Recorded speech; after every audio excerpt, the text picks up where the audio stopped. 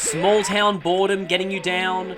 Stuck at home on a rainy night with nothing to do? Well, have we got a show for you.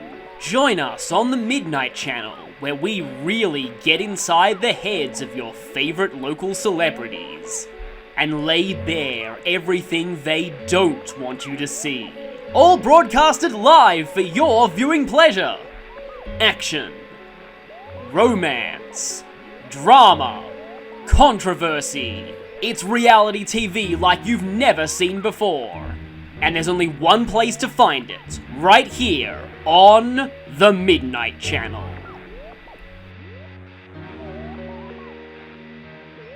Disclaimer, side effects of the Midnight Channel may include headaches, nausea, inability to tell fact from fiction, crippling self-loathing, depression, and death. Manaka TV Incorporated is not responsible for any mysterious incidents that may occur in your town during the airing of the Midnight Channel. Yes, it's finally time for my playthrough of Persona 4 Golden. This introductory video will be giving you a bit of background on the game, as well as what my approach to the playthrough is going to be. Persona 4 was originally released in 2008, almost exactly 2 years after Persona 3 came out in Japan. Although interestingly, FES was actually released the same year vanilla Persona 4 was. At the time, Atlus was struggling with financial difficulties, so this game was made on almost no budget, to the point where it's essentially a ROM hack of Persona 3. So it's kind of amazing that this game ended up being an amazing success. This was the game that really put Atlus on the map outside of Japan. And they obviously realized they had a hit on their hands because the next decade proceeded to bombard us with Persona 4 spin-offs. Although technically Persona 3 actually had more spin-offs, most of them were just Japan only. But anyway, in 2012, an updated version of the game, Persona 4 Golden, was released on PlayStation Vita. Aside from an upscale in graphics and the ability to play the game portably, Golden also added a lot of new content, including 2 entirely new social links, new story scenes, a new dungeon, a new expanded ending, new personas, new skills for party members, and the best addition by far, the ability to actually choose what skills are passed down during fusion. In my opinion, that alone is worth playing Golden over the original 4. And that recommendation was always annoying because Golden was a Vita exclusive, which made it kind of awkward to get when the Vita pretty much flopped in the West. But all of that changed in 2020 when Atlus released Persona 4 Golden on PC, and in doing so, put the final nail in the Vita's coffin. Stop!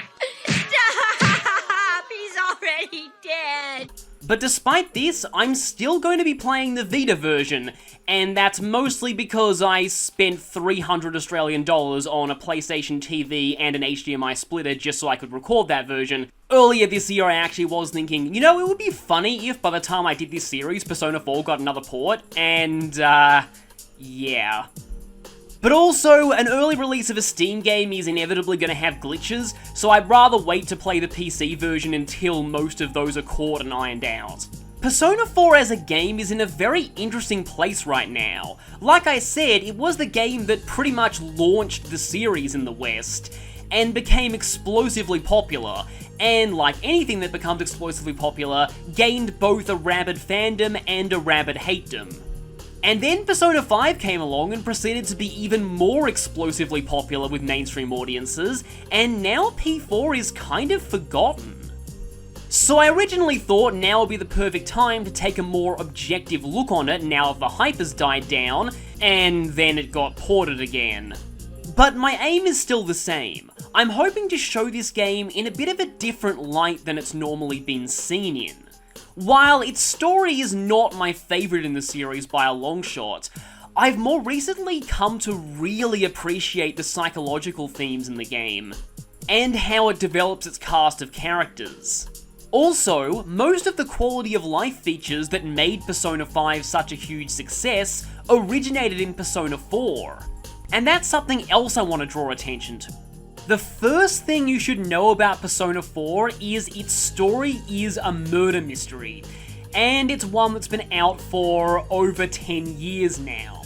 Because of this, if you by some miracle are coming into this series not spoiled on the story, I urge you not to look up anything relating to the characters, the story, even the game mechanics of this game can easily spoil you on things.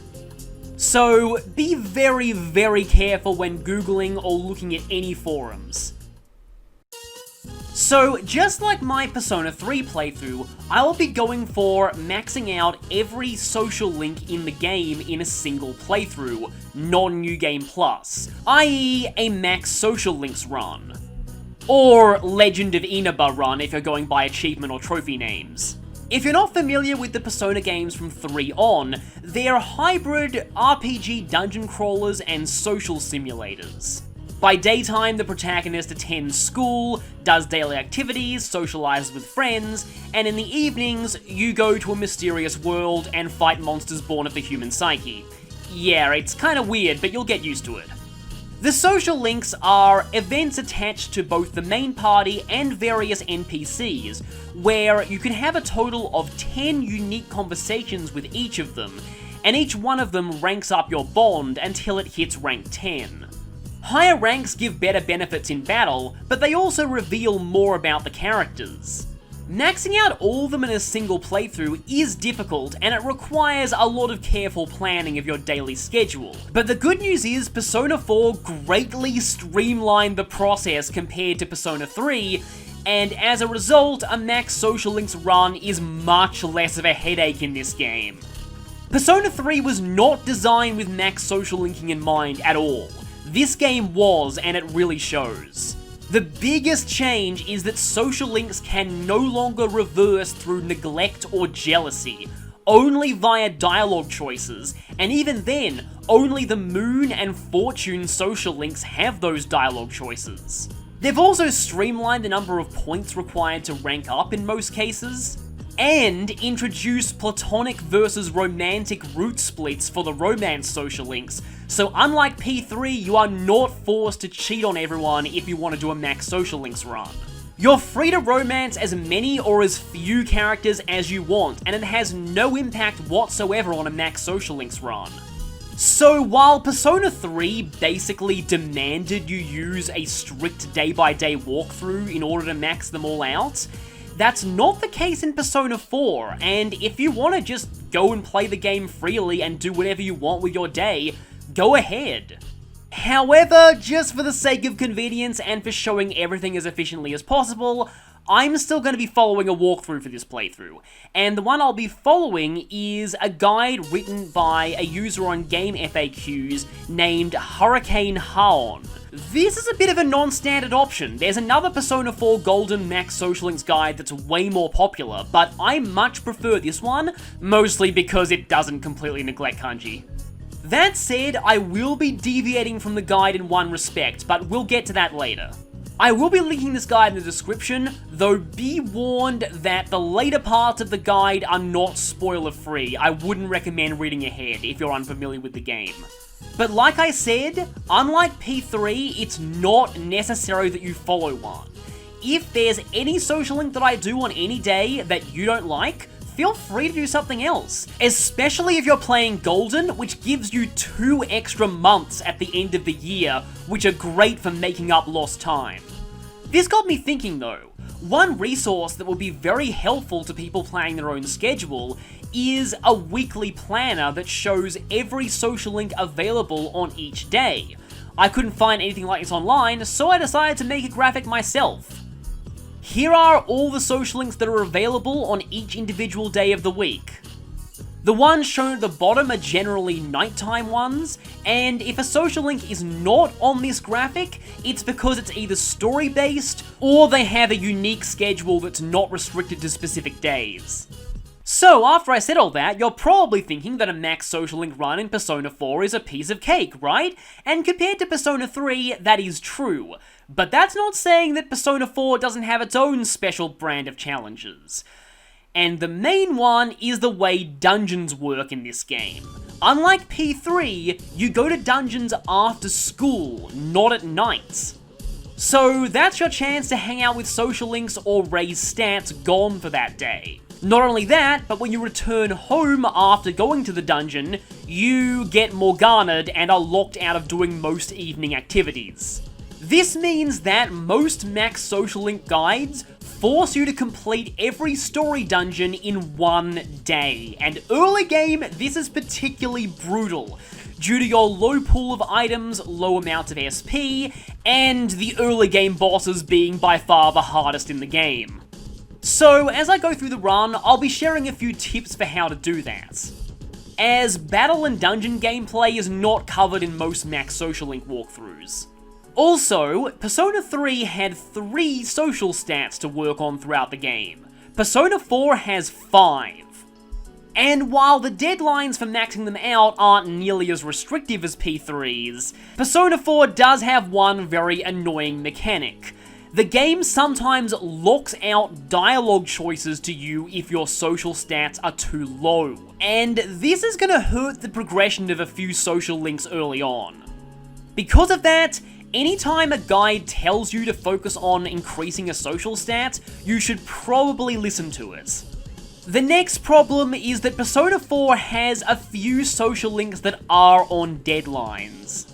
Another Persona 4 specific issue is that there are some dialogue choices in story cutscenes that give you points towards certain social links, usually party members or other plot significant characters. The amount of points you get is very small, but every max social links guide assumes you have the matching Arcana bonus for these scenes, and they often occur in the middle of long stretches of cutscenes where you have no access to the Velvet Room, so you need to know these scenes are coming and prepare personas in advance. Another issue, but this is more of a subjective thing, since I feel like I'm the only player of this game who's ever had this issue, but I find that money is not all that plentiful in Persona 4 unless you grind a lot.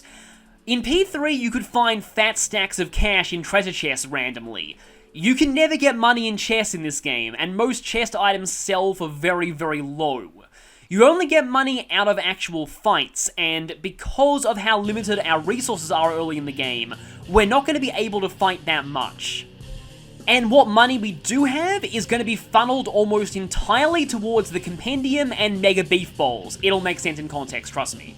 Which means not a lot for equipment and healing items. That's also going to make completing dungeons in one day a little bit harder. A Persona 4 max social link run, as you can see, is a very different beast to a P3 one, and I'm looking forward to showing that off.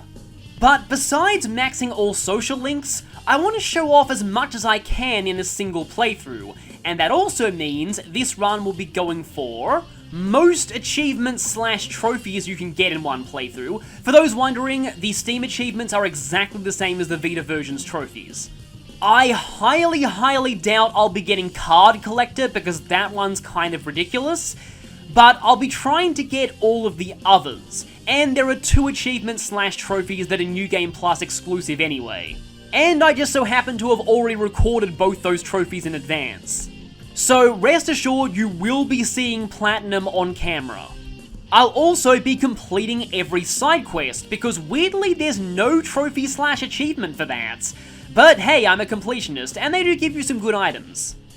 I'll also be getting almost every costume.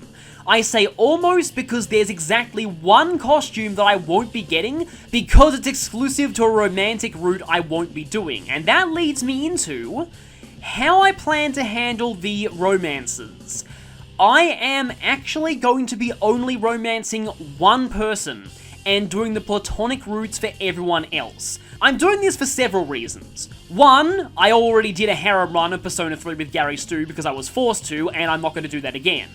Two, just about every single video of this game I have seen on YouTube is of the harem run. And that leads me to number 3. There is very little footage out there of the platonic route, which is a shame because some of them in my opinion are really good. Not only that, but I found out during testing this that several story scenes have major differences based on who you're romancing and who you're not, which again, most people don't know because all footage online is from the harem route. I will also be reading every book, but that's required for a trophy anyway, and getting all of the room decorations, so everything from the crane game and making all the models. There's one final thing I want to mention. I consider this channel to be generally T-rated, so I have to point out that like Persona 3, Persona 4 has an M17+ rating in America. And like Persona 3, it only has the equivalent of a T rating in Australia, where I live. Now, Persona 3 and 5's M ratings I do feel are justified in a lot of respects.